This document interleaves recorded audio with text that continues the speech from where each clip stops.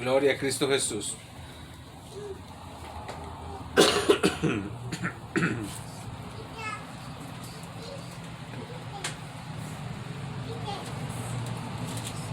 Gloria a Dios. Y vamos a abrir nuestra Biblia. ¿Cuántos trajeron Biblia? Amén. Amén.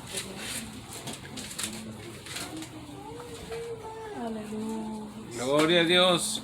Nosotros casi todos tenemos Biblia, ¿verdad? Ahí está el hermano, ¿no? Y si no, préstele una a los hermanos de atrás y trae una extra, hermano, para que Está la tableta. las hermanitas.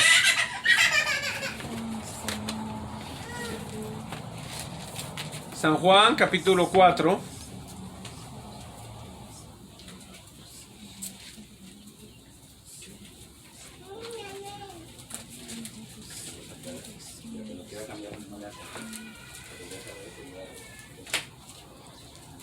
San Juan, capítulo 4, comenzando con el versículo 1.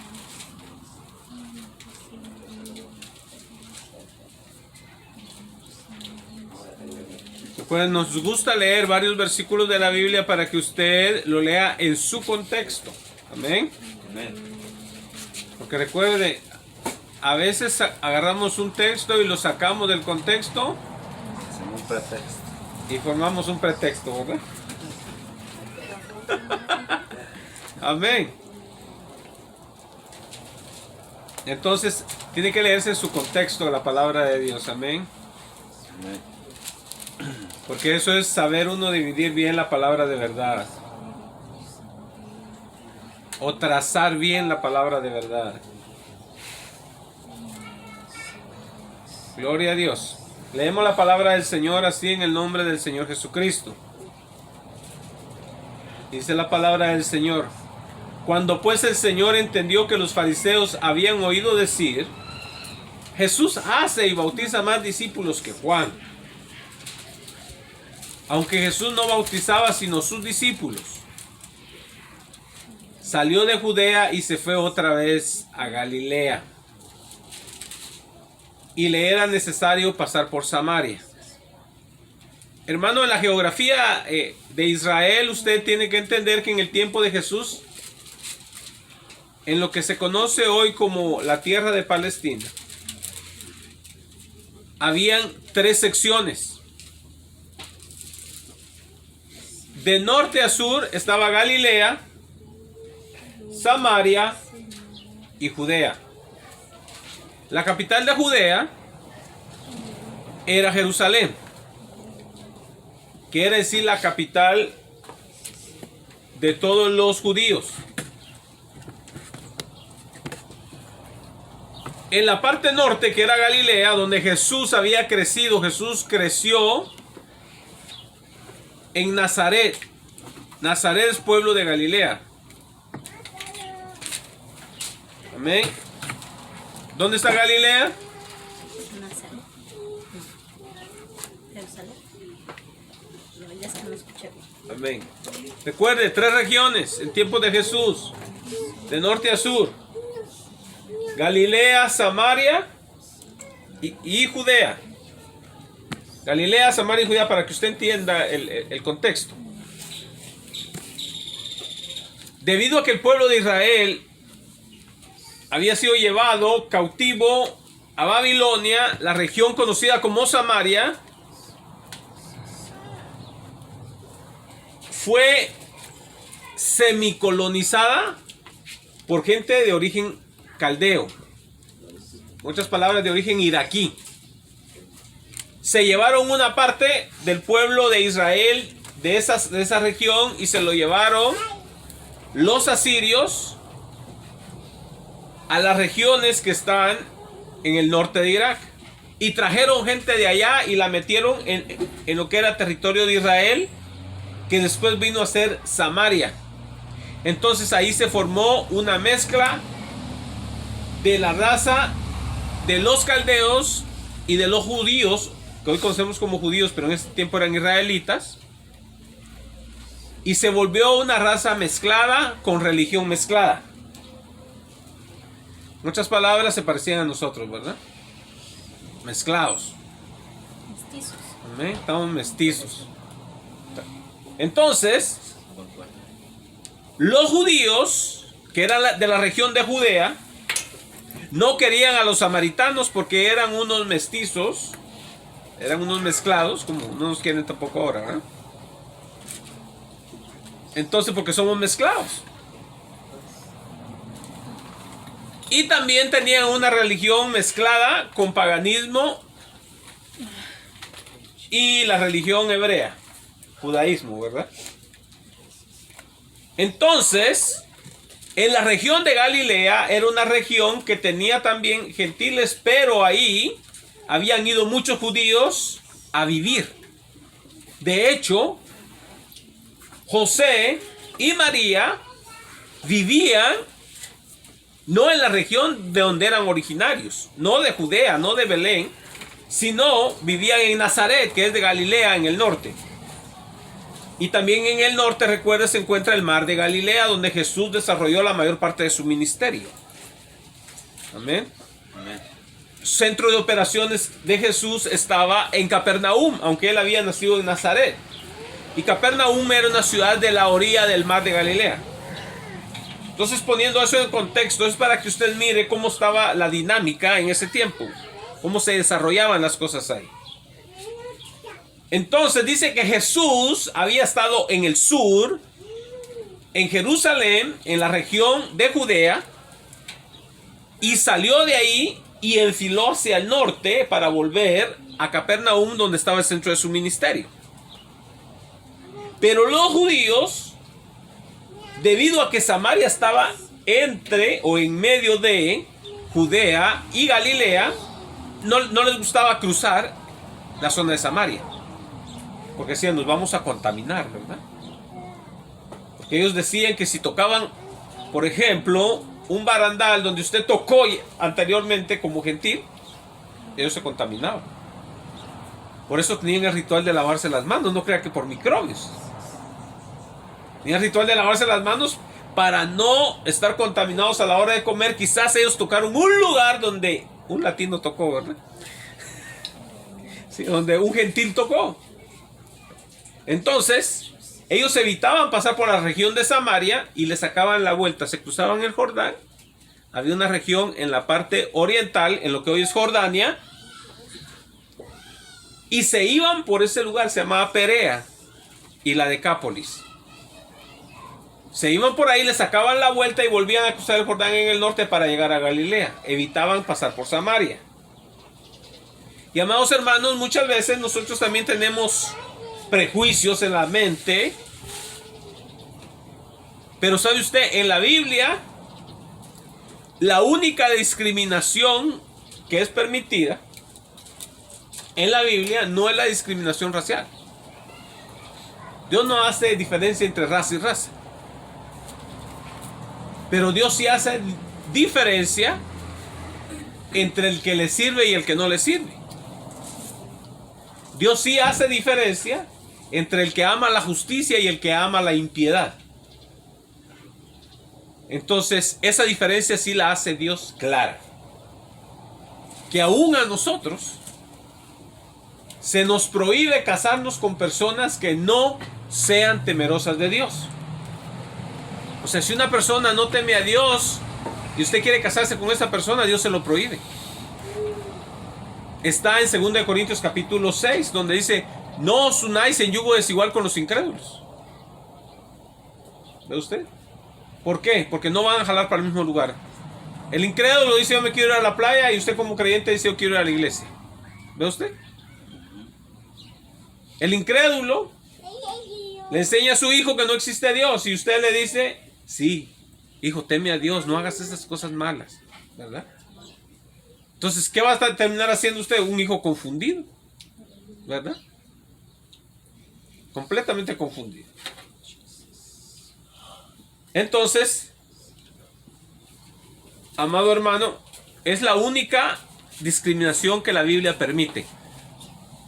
De ahí no permite la Biblia que usted discrimine, que dice, oh, yo no me caso con ese porque es de piel oscura, ¿verdad? En otras palabras, africano, ¿verdad? No, eso no se lo prohíbe la Biblia. Dice la palabra que Moisés se casó con una mujer cusita, quiere decir etíope. Amén. Entonces, en cuanto a la raza, Dios no discrimina, pero en cuanto al corazón, sí Dios discrimina. Un corazón malo y un corazón generoso. Dios hace diferencia. Y si no, lea Malaquías, capítulo 4. Dice que en ese día se verá la diferencia entre el que le sirve a Dios y el que no le sirve. Entonces, por eso la Biblia nos prohíbe que nosotros como creyentes nos casemos con incrédulos. Ay, pero qué lindo y qué bueno, pero no es creyente. ¿Y sabe qué? Yo a través de los años que he vivido y he visto cristianos casarse con incrédulos, y lo digo, amado hermano, porque lo he visto muy, muy de cerca. Les ha tocado a los creyentes llorar gotas de sangre. Sí. Y decir, ¿por qué me casé con esta persona? Pero la decisión es nuestra. Bueno, continuamos con la palabra del Señor. Y dice el versículo 3, perdón. No, ya le dimos el 3, el 4. Y le era necesario pasar por Samaria. ¿Por qué le era necesario pasar por Samaria? Recuerde, va de sur a norte. No podía sacarle la vuelta por donde todos los judíos, el 99.9 judíos se iba, sino por el centro, derechito hacia el norte. Amado hermano, y es porque dice que le era necesario a él pasar por ahí, porque había algo que él tenía que cumplir. Versículo 5. Vino pues a una ciudad llamada Sicar, que en el Antiguo Testamento se conoce como Siquem, junto a la heredad que Jacob dio a su hijo José. Jacob había comprado un terreno hacía unos 1800 años antes de Jesús. Jacob, el que Dios le cambió el nombre por Israel, compró un terreno ahí y era esa la heredad de la cual habla. Y dice, y estaba allí el pozo de Jacob, o sea, un pozo que Jacob había hecho hacía todos esos años que le dije. Dice, entonces Jesús, cansado del camino, se sentó así junto al pozo. Pero cuando digo pozo, no nos estamos refiriendo a una noria seca. Estamos refiriendo a un hoyo que tiene agua. Amén. Porque a veces dicen un pozo que, había un pozo en la carretera, ¿verdad? Puede ser un hoyo. Amén. Y dice, cansado del camino, y se sentó así junto al pozo, y era como la hora sexta. Recuerde, en el horario judío de aquel tiempo, el día comenzaba a las 6 de la mañana. O sea, cuando digo día quiere decir de luz. Amén. Primero era la noche, de 6 de la tarde a 6 de la mañana. Y luego comenzaba el día de luz, que comenzaba a las 6 de la mañana hasta las 6 de la tarde. Entonces aquí estamos comenzando de las 6 de la mañana. Entonces Jesús paró y era como las 12 del mediodía. Quizá alguna versión nueva, quizá lo ponga más claro. Si tiene quizás la nueva versión internacional, lo va a decir más claro. Entonces era como las 12 del mediodía, cuando Jesús llegó al pozo. Y dice, y vino una mujer de Samaria a sacar agua, y Jesús le dijo, dame de beber. Pues sus discípulos habían ido a la ciudad a comprar de comer. La mujer samaritana le dijo, ¿cómo tú siendo judío me pides a mí de beber, que soy mujer samaritana? Porque los judíos y samaritanos no se tratan entre sí. Recuerda, había discriminación. Entonces, esta mujer salió a agarrar agua a las 12 del mediodía. En Israel no se acostumbra a eso. Los que van a agarrar agua a esa hora son las personas que son despreciadas por la sociedad. Toda mujer que se jactaba de ser decente y correcta no iba a agarrar agua a esas horas, porque ella estaba muy caliente. Iban temprano a agarrar su agua. Recuerden, la llevaban en tinajos a su casa. ¿Ven? Todos entienden esa palabra, ¿verdad? Ok. Entonces, pero ella tenía que ir para no ser acusada de los demás. Amén. Amén. Por eso es que ella fue a esa hora, y por eso es que Jesús llegó a esa hora. Porque sabía que esa mujer iba a salir. Y dice la palabra del Señor. que cuando Jesús le pidió agua, ella se sorprendió. Y dice el versículo 10. Respondió Jesús y le dijo: si conocieras el don de Dios y quién es el que te dice, dame de beber, tú le pedirías a él y él te daría agua viva. Amados hermanos, los judíos, especialmente los fariseos, que supuestamente eran los más santos, entre comillas, son los que usted ve con unas barbonas así largas en las películas, ¿verdad? Y con un trapo así en la cabeza que se llama el talí. Y traen unas ropas hasta abajo. Y usted dice, qué santo se ve. Pero Jesús les dijo, tumbas blanqueadas por fuera y llenas de huesos de muerto por dentro. Así les dijo Jesús. También les dijo, generación de víboras, a esa gente. ¿Se imagina? Se mordían la boca de bravos que estaban cuando Jesús les decía así. Pero esos hombres, que según eran tan santos, los fariseos, si ellos veían venir a una mujer en la misma banqueta en la cual ellos iban, o la misma acera, ellos se cruzaban para el otro lado porque decía que si pasaban cerca de una mujer se contaminaban. Lo mismo era con un gentil. Ahora si era otro judío, no. Entonces se cambiaban. Todavía en Israel hay un grupo grande de ellos que se llaman los judíos ortodoxos. Ellos se mofan de ser herederos de los fariseos. Y ellos, si usted les quiere hablar en Israel, no le contestan. Usted les puede dirigir la palabra a ellos, pero ellos no le contestan a usted. Usted les puede preguntar, disculpe, ¿dónde está tal calle? Ellos no le van a contestar. O si los quiere saludar, mucho gusto, no le dan la mano. Usted los va a contaminar. ¿Ve usted? Eso es religiosismo al extremo, o religiosismo al extremo. Entonces, amados hermanos, vemos que hay gente que piensa en su mente que ellos son santos y que son aprobados por Dios. Pero ¿sabe qué? Ellos están reprobados por Dios. Jesús los reprobó a ellos. Porque ¿sabe qué? La apariencia no lo aprueba delante de Dios. Pero un corazón contrito y humillado es aceptado por Dios. Y ellos tienen mucha soberbia, mucho orgullo. Y son religiosos. Tienen rituales los cuales ellos, según ellos, cumplen. Pero ¿sabe qué? Dios no se impresiona por rituales. Lo que lo impresiona a Él es un corazón humilde y sencillo. Eso sí lo impresiona al Señor. Rituales no lo impresiona. Hay muchos ritualistas en el infierno ahorita. Muchos. Entonces, amados hermanos, la mujer se sorprendió porque este varón que llegó, que llamó Jesús, ella lo veía por fuera nada más como un hombre. Se dignó a dirigirle la palabra a ella. Y no solamente era hombre, sino que era judío. Entonces estaba sorprendida. Y fíjese cómo Jesús entabla esta plática con ella y le dice, respondió Jesús y le dijo, si conocieras el don, esa palabra significa el regalo. Cuando usted da un don, es un regalo. Y si lo lee en inglés, dice regalo, gift. Si tú conocieras el regalo de Dios y quién es el que te dice, o sea, si tú supieras quién soy yo, te está diciendo Jesús. El que te está diciendo dame de beber, tú le pedirías a él y él te daría agua viva.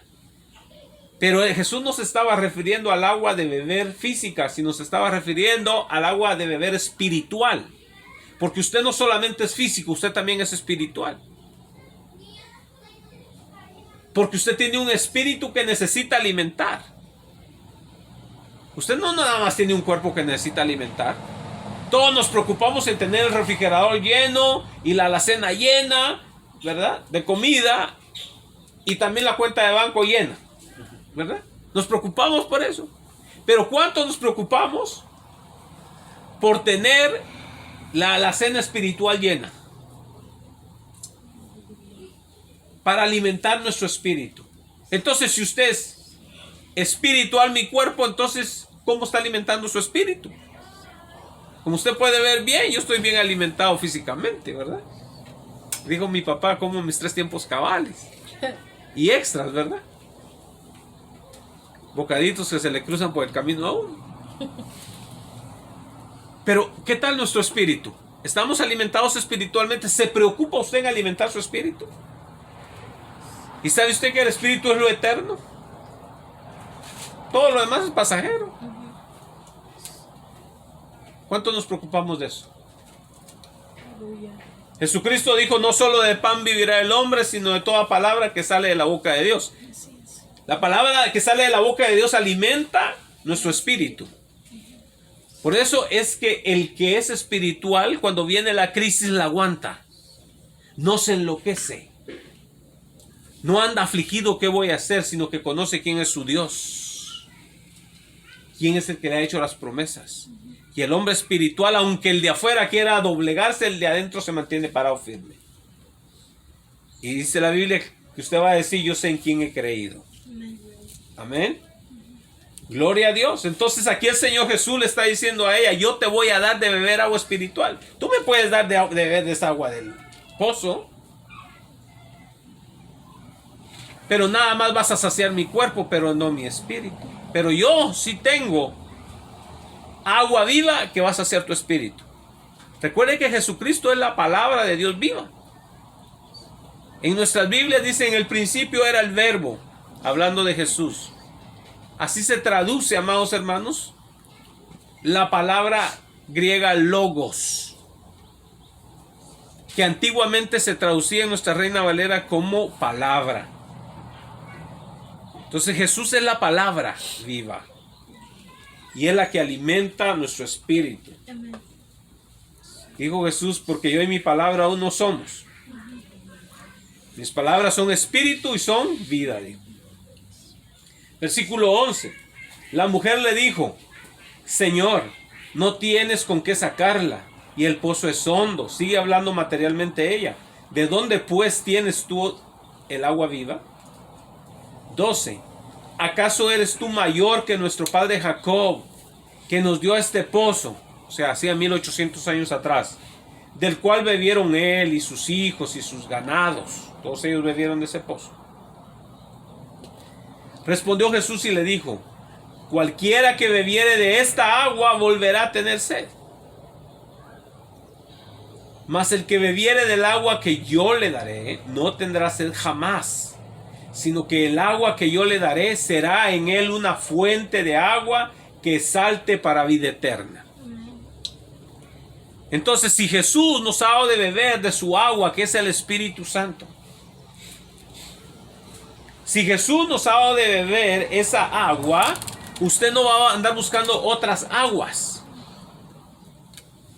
porque esta agua le va a satisfacer. Si uno ha conocido a Jesucristo de verdad, recuerde la predicación que traje el día miércoles. No se trata nomás de palabras, se trata de creer en nuestro corazón lo que Dios dice. Amén. Porque usted puede hacer una oración conmigo, pero si no la creyó, de nada le sirvió. Hay muchos cristianos que han hecho la oración, bueno, entre comillas, cristianos que han hecho la oración, los ha llevado uno a bautizar, pero ¿sabe qué? No son creyentes. ¿Por qué no son creyentes? Porque se cree con el corazón, no se cree con la mente. No se cree con la mente. Recuerde usted de 3 partes. Volvemos otra vez. Cuando usted cree con el corazón, usted es salvo. Suponiendo que yo le predique la palabra a alguien que no es cristiano y que es mudo, que no sabe leer ni escribir, y yo le diga, mira, Jesucristo murió por ti en la cruz del Calvario, por tus pecados. Él pagó, Él fue tu expiación. Y Él te redimió con su sangre de la mano del enemigo. Y Él quiere que tú lo recibas en tu corazón como tu Señor y Salvador. Si ese mudito cree, yo le digo, ¿sabes qué? Apriétame la mano. Si tú crees eso. O hazme con los ojos o con la cabeza si crees eso. Y él lo mueve. Él es salvo. Aunque no lo pueda confesar con su boca porque no puede. Pero lo ha creído en su corazón. Pero si fuese al revés. Si fuese en manera viceversa. En que alguien lo pudiera confesar pero no lo cree en su corazón, no es salvo, aunque lo pueda confesar, que diga yo sí lo creo, pero en realidad en su corazón no lo ha creído. Entonces tenemos que creerlo en nuestro corazón, que el Señor Jesucristo es el que nos da vida. Y luego la mujer sigue hablando con el Señor y le dijo, ¿eres tú más grande que Jacob? ¿Y sabe qué? Era más grande que Jacob, porque él fue el que bendijo a Jacob y le cambió el nombre a él cuando peleó con Jacob.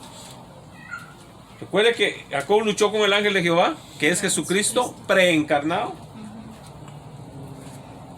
y Dios lo bendijo, o sea, Jesucristo lo bendijo y le cambió el nombre a Israel. Y dice el versículo 15, la mujer le dijo, Señor, dame esa agua para que no tenga yo sed y ni venga aquí a sacarla. Jesús le dijo, ve, llama a tu marido. Respondió la mujer y dijo, no tengo marido. Jesús le dijo, bien has dicho, no tengo marido. Quizá la mujer vio a Jesús guapo, ¿verdad? Sí, pues Jesús no era feo. Descendía de David, David dice que era guapo, ¿verdad? Tenía buen parecer. Y respondió, pero Jesús le dijo, bien has dicho, no tengo marido. Porque 5 maridos has tenido y el que ahora tienes no es tu marido. Esto has dicho con verdad. Entonces usted ve que esta mujer ya había tenido 5 maridos. Y convivía con un hombre, el cual no era su marido porque no estaba casado con él. Hay gente que piensa que nada más porque está viviendo juntos, están casados. No. Tienen que casarse. Porque aquí esta mujer está viviendo con un hombre. Y Jesús le dijo, no es tu marido. ¿Ve usted? Y hoy eso está popular. Ahora hay enorme cantidad de gente. Se estima que el 80% de los niños que nacen en América Latina no han nacido en un matrimonio. Y hay mucha gente que piensa que está bien. Y no, Jesucristo dijo que no era su marido. Le dijo la mujer, Señor, me parece que tú eres profeta. Ajá, como quien dice, le diste al clavo, ¿verdad? Y ella no podía decir, los samaritanos le chismearon. ¿Sabe por qué? Porque no se había juntado con ninguno de ellos. Ni querían los samaritanos juntarse con Jesús porque era judío. Y dijeron, estos judíos nos han discriminado, ¿cómo me voy a juntar yo con ellos? Pero ¿sabe qué? El Señor Jesús no hace diferencia de personas. Y luego viene la mujer y le hace una pregunta religiosa. En el versículo 20. Nuestros padres adoraron en este monte. ¿En cuál monte? En el monte Gerizim. Era donde estaba el templo de los samaritanos. Y estaba ahí enfrente y la mujer hasta la de haber hecho. Nuestros padres adoraron en este monte, en este cerro, quería decir, amén. Para que usted lo entienda. Y luego le dice, y ustedes los judíos dicen que en Jerusalén es el lugar donde se debe de adorar. Y sabe que bíblicamente sí lo era. Porque Dios dijo que iba a escoger un lugar en Israel donde iba a poner su nombre. Y ahí iban a subir a adorar. Y David fue el que encontró ese lugar, que fue Jebús, y luego vino hasta Jerusalén.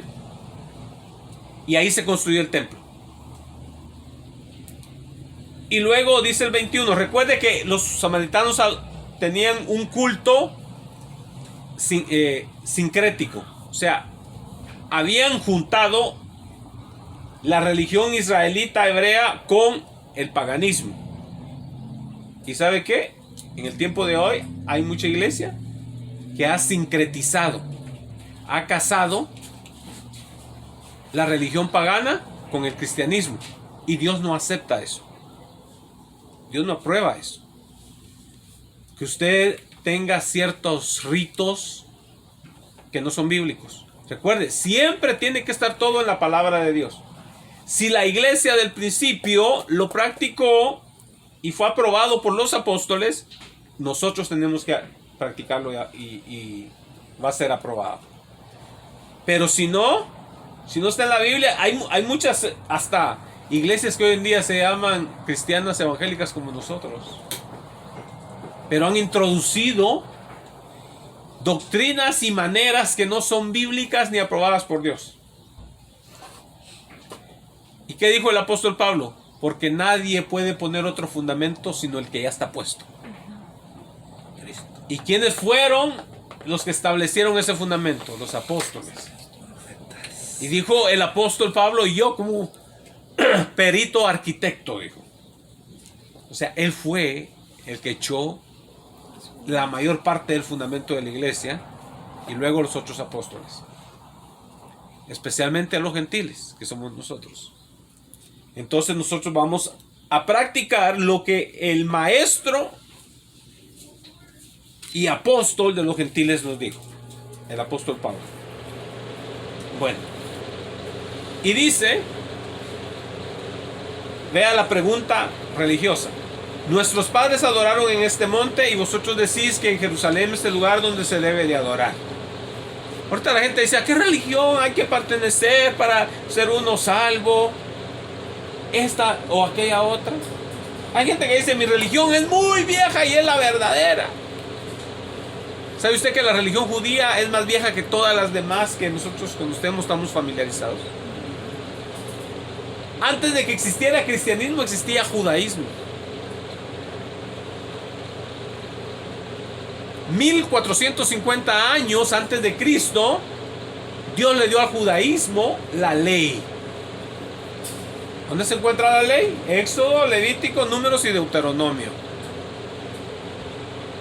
Y empezaron los judíos a practicar sus rituales de acuerdo a la ley. ¿Dónde estaba el cristianismo entonces? No existía. El apóstol Pedro, antes de ser cristiano, era judío. Iba al templo y ofrecía sus sacrificios. Pero una vez Jesús murió y resucitó, ya no volvieron al templo a ofrecer sacrificios. Iban, pero de pesca. ¿Qué quiere decir eso? Jesús le dijo, ustedes ya no van a ser pescadores de peces, sino pescadores de hombres, cuando los llamó a los discípulos, especialmente a Pedro. Entonces volvía Pedro y Juan e iban al templo a hablarles de Jesucristo. Y por eso los agarraron y los echaron a la cárcel, porque oraron por un hombre que estaba en la entradita del templo y fue sanado, y todos estaban sorprendidos y escuchaban el mensaje. Amén. Entonces, iban al templo después de Jesús, pero no ofrecer sacrificios, porque ya Jesucristo había pagado todo. Ya iban nada más a fishing. Es a fishing trip. ¿Verdad? Fue un viaje de pesca. Porque el Señor Jesús les dijo que hablaran de Él donde quiera que fuera. Entonces, mi amado hermano, no vamos a ser religiosos, sino vamos a ser cristianos. Gloria a Dios. Bueno. Entonces, en el 21 Jesús le dijo, mujer, créeme que la hora viene cuando ni en este monte, o sea, en el monte Gerizim, ni en Jerusalén, el monte Sión, adoraréis al Padre. ¿Por qué? Porque también el templo que estaba en Jerusalén, en el cual el mismo Jesús fue presentado de niño, iba a ser destruido. Jesús murió alrededor del año 32 y dio profecía y dijo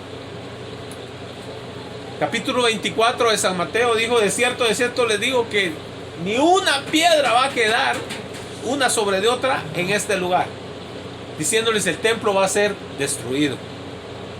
En el año 70, aproximadamente 38 años más tarde, el templo fue arrasado hasta el piso. Y se cumplió lo que Jesús les dijo. Y es lo que le está diciendo aquí. De cierto les digo que va a llegar el día en que ni aquí ni allá van a adorar a Dios. Porque ¿sabe qué? Hay un tercer templo. El primero fue el de Salomón, el segundo fue el que edificaron después del exilio babilónico, y el tercero somos nosotros. Usted y yo somos el templo y morada del Espíritu de Dios, dice el apóstol Pablo en Efesios. Amén. Ahora el Señor habita dentro de usted. Usted es la iglesia. Donde quiera que usted va, usted es la iglesia. ¿Por qué? Fíjese. Hemos escuchado cuando decimos, oh, esos son asuntos eclesiásticos, ¿verdad? ¿Por qué dicen esa palabra?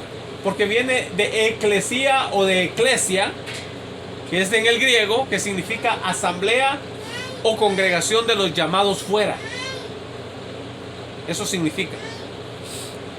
Entonces, usted y yo somos la asamblea, la congregación o el grupo de personas que hemos sido llamados fuera del mundo.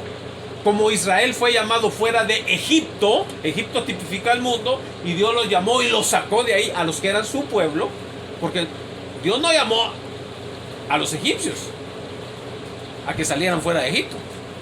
Llamó a los hebreos a que salieran fuera de Egipto, pues ¿sabe qué? Se les pegaron un grupo también por ahí. Amén. Entonces, se les pegó un grupo. Pero todos los que eran hebreos salieron de Egipto. Amén. Gloria a Dios. Pero no crea usted que todos los que salieron son pueblos. No. Van a haber algunos que van a estar con nosotros, pero no son del pueblo de Dios. Esos no son pueblos. Entonces le está diciendo aquí a la mujer, el Señor, mujer, créeme que la hora viene cuando ni en este monte ni en Jerusalén adoraréis al Padre. ¿Dónde lo va a adorar a Dios usted? Donde quiera, hermano. La palabra de Dios nos dice en el libro de los Hechos, en el capítulo 2, que el pueblo de Dios se juntaba por las casas y adoraban a Dios en los hogares. Los primeros 300 años de la iglesia no existieron templos para la iglesia de Dios. Usted no puede encontrar un solo templo en el tiempo de hoy que puedan decir, oh, este es del año 200 después de Cristo. No existen, porque todas las iglesias estaban en casas, en hogares. Y si usted lee en Corintios, el apóstol Pablo manda saludos y dice a la iglesia que está en la casa de Aquila y Priscila. Había congregación, significa asamblea, grupo de gente en la casa de ellos. Y ahora decimos, oh, yo no puedo adorar a Dios porque es bajo de un árbol, tiene que ser en un templo bonito, estilo greco-romano. Porque ¿sabe usted? Esos templos hermosos que usted ve, estilo greco-romano, eran templos paganos en el tiempo antiguo. Si usted investiga, así eran los templos paganos. Y ahora decimos, si no es así, no es un templo cristiano. Estamos engañados. Pero hoy, amado hermano, en la punta del dedo usted tiene la información. Usted puede investigarlo. ¿Cómo eran los templos paganos de aquel tiempo? Igual a los templos cristianos de hoy en día. Pero recuerde, no es el edificio. Usted puede adorar a Dios en un edificio, sí, pero también lo puede adorar bajo de un árbol. Si a mí me dicen, ¿sabe qué? Le regalamos este edificio para que tenga iglesia aquí. A mí no me importa el estilo como usted. Por eso es un error gravísimo, amado hermano, que los pastores gasten mucho dinero decorando un edificio, amado hermano, en lugar de tener simple y sencillamente un lugar donde uno se pueda juntar y protegerse de los elementos. Es lo único que necesita usted. Usted no necesita ponerle oro ni plata ni dibujos hermosos, nada, hermano, porque a Dios no le interesa eso. Dios no llega a un templo y dice, ay, qué bonito templo me hicieron aquí. No, porque el templo es usted. Y donde quiera que usted esté está el Señor. Amén. Donde quiera, porque Él está habitando dentro de usted. Así es. Usted puede estar en su cuarto, usted puede estar en el campo, usted puede estar en cualquier lugar. Inmediatamente que usted le clama al Señor, el Señor se manifiesta ahí. Así es. Dios no está limitado, Dios no está en un edificio de 4 paredes esperando, espero que vengan mis hijos. No. El Señor está ahí porque usted llegó. Usted lo llevó al templo. ¿Ve? Usted es el templo de Dios. Gloria a Dios. Entonces el Señor le dice, mujer, va a llegar el día. Ahorita ustedes adoran en este cerro, en el Gerizim. Los judíos allá en el monte Sión. Pero va a llegar el día en que ya no va a importar en qué lugar usted lo va a adorar. Y aquí lo dice. Y le dice, y la hora viene cuando ni en este monte ni en Jerusalén van a adorar. Y los judíos ahorita matándose por querer hacer un templo ahí, porque ellos quieren adorar en un templo. Necesitan recibir a Jesucristo y el templo son ellos. Y luego le dicen el 22, vosotros, o sea ustedes, dice, adoran lo que no saben. Nosotros adoramos lo que sabemos, porque la salvación viene de los judíos. Hay gente que no puede ver a los judíos, amado hermano. Debemos de amar a los judíos. ¿Sabía que Jesús era un judío? Jesús nació en Belén de Judá. Su madre era una judía. Sus discípulos eran judíos. Todos sus héroes que están ahí eran judíos. El primer José era judío. ¿Y ahora cuántos Joséses no hay? ¿Cuántos Pedros no hay? Todos judíos. ¿Cuántos Juanes no hay? Todos judíos. Ese fue el origen. Y ahora me caen mal los judíos. Pero yo me llamo Juan. Un nombre judío. ¿Ve? Entonces, decimos, es que los judíos mataron a Jesús. No es cierto. Esa es una verdad a medias o es una media mentira. ¿Por qué? Los judíos dijeron, maten a Jesús. Y fueron ante Pilato. Dijeron, queremos que mates a Jesús. Pero ¿sabe qué? Ellos no fueron a crucificarlo. ¿Sabe quiénes fueron los que lo crucificaron a Jesús? Los romanos, que son gentiles, y nosotros que hablamos español, una lengua romana, 75%, pero 70% latín. ¿Sabe qué? El judío y el gentil somos responsables de la muerte de Jesús. Porque Jesús murió por todos nosotros. No murió solo por uno, por todos nosotros. El pecado nuestro fue el responsable de que Jesús muriera. Si usted y el judío no fueran pecadores, no fuéramos pecadores, no habrían matado a Jesús. No había necesidad de matar a Jesús, porque Él murió a causa del pecado. Amén. Si oyó la predicación pasada, sabe usted lo que es el Evangelio. Que Jesús murió por nuestros pecados. Y si no habían pecado, no había necesidad que Él muriera. Y dice la Biblia que todos somos pecadores. Romanos 3:23, por cuanto todos pecaron. ¿No usted? Judío y gentil, pecador. Entonces el judío es responsable, el gentil también. De igual manera. Amén. Amén. Gloria a Dios, para que no le echemos piedras nomás para allá, sino que hay para todos lados. Amén. Así es. Gloria a Dios. Y bendito sea Dios que también Jesús murió por el gentil, porque yo necesito ser salvo. Amén. Amén. Gloria a Dios. La salvación viene de los judíos por Jesús, que es un judío. Amén. Amén. Y luego dice el 24.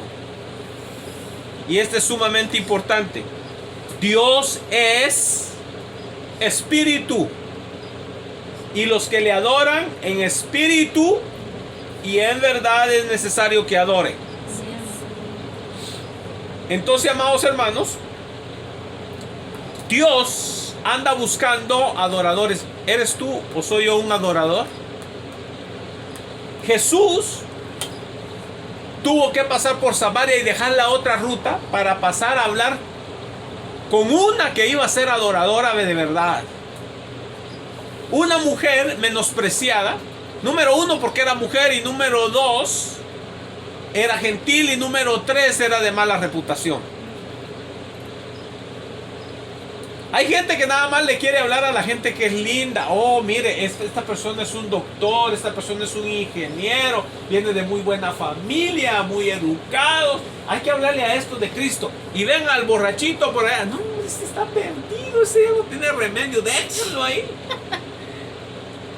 ¿Y sabe qué dijo Jesús? Yo no vine por los sanos, dijo, sino por los enfermos, por los pecadores. ¿Y sabe cómo le decían a Jesús? El amigo de pecadores y de ladrones y de prostitutas. Jesús no se fue y se sentó con los fariseos en aquellos lugares elegantes y bien olientes. No, Él se fue donde estaban las prostitutas, los ladrones, los estafadores, como lo eran los publicanos, y a ellos les anunció el evangelio. Y le dijo a los fariseos, ¿saben qué? Las prostitutas y los ladrones van a ir por delante de ustedes, que se consideran santos. ¿Ve? Entonces el Señor Jesús se enfoca en aquellas personas que tienen un corazón que Él ve, porque Jesús anda viendo los corazones, que Él ve que van a creer en Él. Se enfocó aquí en una mujer de muy, por decirlo así, poca reputación. Y ¿sabe qué? Él le dedicó tiempo a ella. Se desvió de su camino para pasar por ahí, porque dijo, es necesario que yo pase por Samaria. Y no se fue a la mejor ciudadana de ese lugar, se fue a la peor. Dios nos enseña que nosotros no debemos de menospreciar a nadie. Debemos de recibir tanto a la persona ilustre y elegante, como también al mendigo, como también aquel que anda desahuciado en los malos caminos. Si él escucha la palabra de Dios, Dios le transforma y lo hace una persona hija del reino de Dios. Entonces no podemos menospreciar. Una mujer no puede decir, ay, ¿yo de qué sirvo? ¿Para qué sirvo? Hay pobres mujeres que así se consideran. Pero ¿sabe qué? Si esa mujer le entrega su corazón al Señor, Dios la tiene en grande estima. Esos son los adoradores que anda buscando el Padre en todos los lugares. Dios no anda buscando gente religiosa. Dios anda buscando verdaderos adoradores. ¿Y cómo usted adora a Dios? En espíritu y en verdad. Fíjese bien, usted es espíritu, alma y cuerpo. Pero cuando su espíritu no ha recibido al Espíritu de Dios, su espíritu está separado de Dios. En otras palabras, está muerto su espíritu para con Dios. Entonces, la conexión con Dios no la hace usted con la mente. Hay gente que va a las iglesias, algunos hasta se postran y piensan que así adoran a Dios. Pero el postrarse sin que el espíritu, que es su corazón, esté involucrado, de nada sirve. Ahora, si su cuerpo refleja lo que hay dentro de usted, el deseo que hay dentro de usted, usted está haciendo bien. Pero si es solo una apariencia para que miren en la iglesia, ay, cómo es de santo el hermano, ¿verdad? Qué espiritual el hombre. Pero es pura apariencia. Ante Dios eso no tiene ninguna validez. Y ahora, ¿qué le importa a usted? ¿Lo que opina la gente o lo que opina Dios? Lo que opina Dios. ¿Quién le va a juzgar a usted, la gente o Dios? Dios. Dios es el que le va a juzgar en el juicio final, no la gente. Entonces, que hable la gente, que diga lo que quiera. A veces hay mujeres que son muy sensibles al Espíritu de Dios Y están en la presencia de Dios y son unas magdalenas llorando ahí. Y otros dicen, ay, qué show el que está poniendo esa mujer ahí. Está haciendo el ridículo. Sí. Pero ¿sabe qué? Ella está agradando a Dios y tú, fariseo, que lo estás criticando, estás desaprobado ante Dios. A mí que no me importa qué es lo que la hermana, si la hermana llora y todo el maquillaje le corre y se ve así de sorpresa, ¿verdad? Que asusta. Amado hermano, eso que no me importa a mí. No es mi business, no es mi asunto. Mi asunto es mi corazón. ¿Cómo está mi corazón delante de Dios? Así es. ¿Es mi corazón recto delante de Dios? No ando juzgando a quién. Ese anda mal, aquel otro anda mal. O sea, ¿quién me puso a mí por juez de ellos? Me ha puesto así para que ore por ellos. Señor, ayude a mi hermano, a mi hermana. Señor, tiene sus luchas, tiene sus pruebas. ¿Y sabe qué? Aprobado delante de Dios. Porque muchas veces, amado hermano, nosotros nos ponemos como el estándar. Yo soy el estándar de lo que es un cristiano. Si aquel no anda como yo, anda mal. Tiene que ser como yo. Así nos ponemos, amado hermano. Y ese es ser un religioso. O sea, nosotros debemos de amar, caminar agradando a Dios. Pero no podemos forzar a los demás ni juzgar a los demás por apariencias, amado. Entonces, el que es adorador de Dios es el que es aprobado por Dios. Pero tiene que tener un espíritu nacido de nuevo, que ya ese espíritu tiene vida, porque ya no está separado de Dios, sino unido a Dios. Entonces, Dios es espíritu, por eso te dio a ti un espíritu. ¿Para qué? ¿Para que qué? Para que tu espíritu y el de él tengan comunión. Quiere decir, haya una conexión con él. Eso es sumamente importante. Y a esos adoradores son los que Dios anda buscando. ¿Dónde están? A veces los encuentra en bares. A veces los encuentra tirados por allá. A veces están metidos en pandillas. A veces están metidos en mafias. Y de ahí los saca Dios. ¿Sabe usted que el que fundó a los Zetas ahora es un predicador del evangelio? Métase ahí en el Google ahí, al fundador de los Zetas. Ahora es un cristiano evangélico, sirviéndole a Dios, porque Dios lo sacó de esos lugares. Muchas veces pensamos, ay, nada más ese hermanito que no mata una mosca, ese sí está bien, ese Dios lo acepta. Dios acepta a todo aquel que humille su corazón. Tanto ese que no mata una mosca como aquel que ha matado millones de moscas, lo aprueba Dios. Si su corazón se rinde delante de él y se convierte en un verdadero adorador. Para Dios no hay nada imposible. Dios es de los imposibles y el cual se glorifica en las debilidades de aquellos. Entonces, si antes yo no podía hacer esto, ahora lo voy a poder hacer porque Dios me ha empoderado por su espíritu. Entonces, es Dios el que hace la diferencia. O sea, yo sin Dios soy terrible. Así es. No cree usted que, ay, qué bueno. No, soy terrible. Pero debido a que Dios está en mi corazón y me está moldeando, soy un poquito aceptable. ¿Ve usted? Pero hay gente que se considera, hola, crema, yo soy buenísimo. A Dios. Dios debe estar contento porque yo estoy con su grupo. No, hermano, nosotros somos los que somos honrados por su presencia. Así es. Él es el grande, nosotros los chiquitos. Amén. Así de sencillo. Entonces, aunque usted, amado hermano, no sepa tanta Biblia, pero con que usted sepa adorar a Dios, Amén.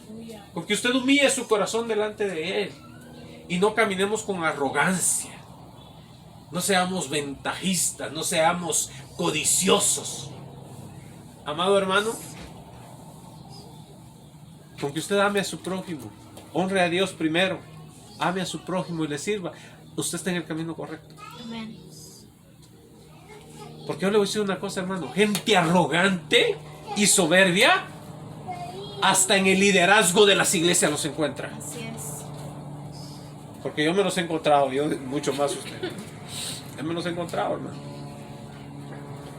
Que ellos son los mejores, que su iglesia es la más importante, que él es alguien en la comunidad.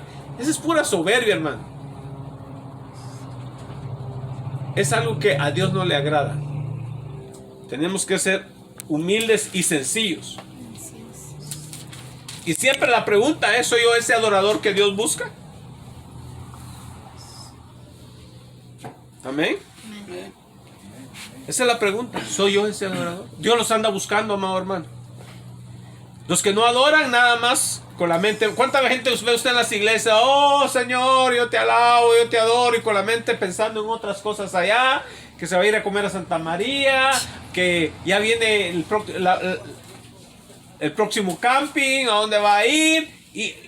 Y según está adorando a Dios. Leímos en Marcos el miércoles pasado, donde Dios dice, este pueblo de labios me honra, pero su corazón está lejos. Su corazón es su espíritu. Está lejos de Él. Está en otras vanidades. No está en buscarlo a Él. Y en el templo adorando, según. No, el Señor quiere que usted y yo le adoremos de verdad. No solamente con la mente, con la boca, ¿verdad? Sino con el corazón. Que cuando usted diga, Dios es mi Dios, y usted lo sienta en su corazón, en su espíritu, y usted sabe que Dios le oyó y sabe que usted está hablando verdad. Porque hay mucha gente que dice, oh no, yo soy cristiano, yo soy un verdadero cristiano, yo sí sé la Biblia, pero ¿sabe qué? Su corazón está lejos, lejos. Así que mi amado hermano, vamos a adorar a Dios de verdad. Que son los adoradores que busca el Padre.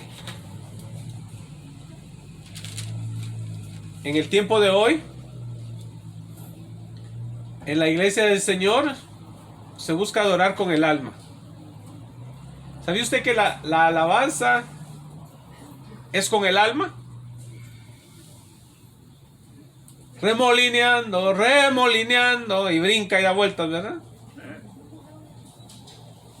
Es con el alma, pero la adoración es con el espíritu. Siempre usted va a encontrar la adoración con el espíritu. Y el espíritu, amado hermano, es lo profundo de su ser. Amén. Entonces nosotros debemos de adorar a Dios con el espíritu, porque usted tiene un espíritu. No existe excusa que usted no pueda adorar a Dios en el espíritu. Su espíritu está vivo porque Cristo habita en usted. ¿Sí? Y cuando Cristo entra, le da vida a su espíritu así. Por eso es que usted puede tener comunión con Dios y sentir la presencia de Dios. Un cristiano que no siente la presencia de Dios es dudoso que sea salvo. Así es. Porque hay gente, amado hermano, que llega a las iglesias, llega frío como pata de pingüino y se va igual espiritualmente. Cuando escucha las alabanzas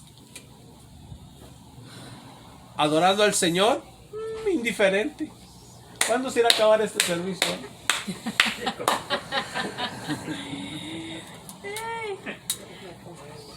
Sí. Porque no hay adoración en el espíritu. No. Y todo aquel hermanito que llega a la iglesia y empieza a sentir la presencia del Señor, hermano, ese es espiritual. O sea, siente, amén, la conexión con el espíritu. Es un adorador. Así es. Amado hermano, tenemos que adorar al Señor en espíritu y verdad. Ese ratito estaba fuerte la presencia del Señor. ¿Sí? Estaba- Pero yo le he puesto que hay un carnal, hay un creyente inconverso. Suena raro, ¿eh? Pero, o sea, en otras palabras, pretende ser. Y no siente nada. Ahí estamos en peligro. Así es. ¿Sabe por qué?